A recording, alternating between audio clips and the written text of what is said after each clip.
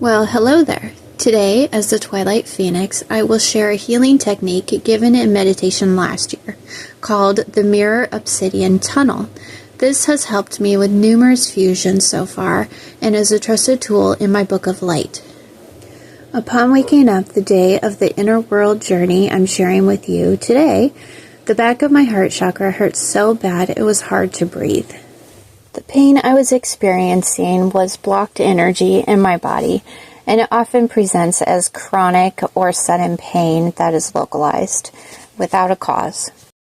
The meditation opens where we last stopped in the last video, at 19's world, where the three aspects had been in the cleansing chamber, and they've been here for days at this point. Number 22, number 29, and number 25. The three got out of the cleansing chamber and headed towards a cave, where they found a waterfall and a pond, and the pond was lined with a black obsidian mirror. Now, obsidian and black mirrors are wonderful tools for shadow work, and these three are definitely shadows. Normally, when the black obsidian mirror tunnel presents itself, a fusion is about to happen. What I have learned by working with these tunnels are they present as a way to cleanse the inner world and the aspect of negative and outdated ways. Numerous aspects have taken the leap into the tunnel and came out light, happier, and a newer version of themselves. The dense energy is left behind and transmuted within the earth.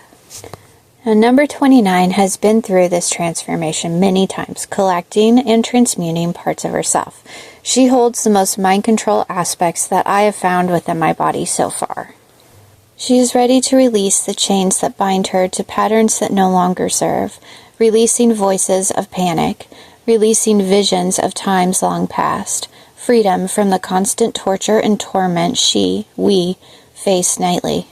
So 29 and the others jumped blindly into the obsidian mirror tunnel. The time it takes to get to the bottom varies. Once your descent starts, the walls start to mirror the deepest shadows that need to be cleared at this point in time.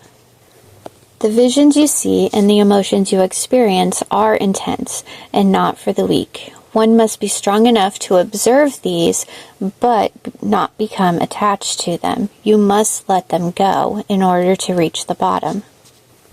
So I should put in a special note here. If attachment to the visions occur, you will then be transported from the tunnel to the vision or emotion. You will experience this instead of healing and relive the pain once again, and you will have to start over. Now, if you happen to become attached to the visions, this means there's a lesson still here to learn, not that you have failed. Now explore what the lesson might be and try again at a different time. And sometimes the lesson is just that you need better protection, especially if you have experienced SRA in your past. Build your inner strength and try again. And migraines are common at this point as the mind control and the matrix is fighting you. It wants to keep you stuck. As you become more skilled, the migraines will no longer happen. The three prove their strength to move on to the next level at the bottom of the tunnel, now deep inside the earth. Here, there are a few things that can happen. The first and most common thing that could happen, especially for first-timers, is you are in an obsidian room with no way out. You think. Don't panic. There's always a pathway. The obsidian and the darkness of the room is just hiding it. This is a test. Go along the side of the room. It's normally hidden there somewhere. And this will lead you to a portal normally, in which you can emerge healed. And the next common thing that could occur is you see your room with a bed. And there may or may not be crystals or artifacts there. You will have to lay in the bed and just leave yourself there healing before the portal can open.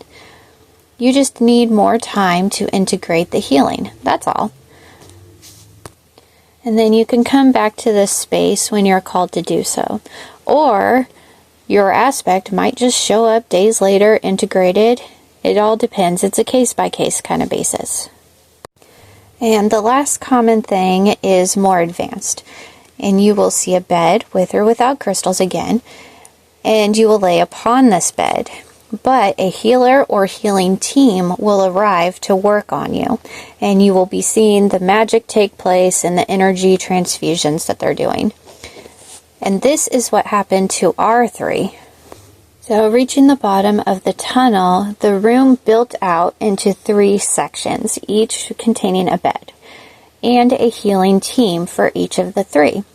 So they laid down, and the teams were armed with tetrahedrons with white gold fire on the hand chakras, and this would protect them from the infectious goo that they're going to be pulling out of the back of the heart chakras of each of the 3.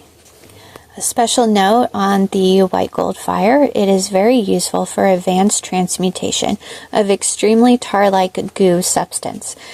It will cleanse any station of identity in any timeline or dimension, although I have found sometimes a few applications is necessary, especially with heavily mind-controlled aspects.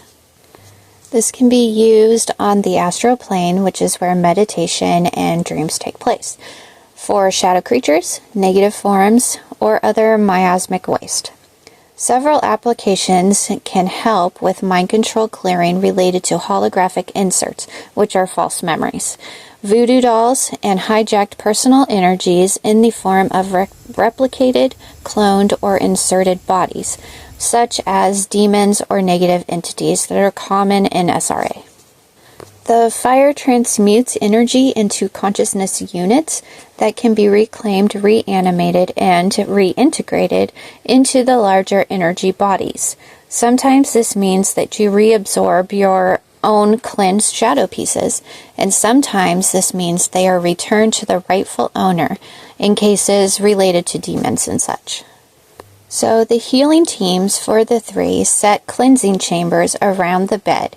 Each aspect is blessed in a shaman-type manner with a command stating that they are sovereign beings, which feels very similar to an exorcism, using statements very similar to the sovereign brain and nervous system command.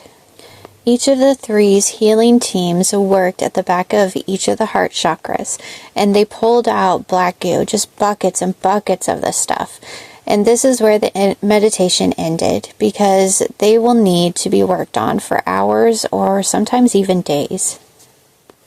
Thank you for watching, and if you tried this tool, let me know. I'm curious how it worked out for you and how you're feeling afterwards.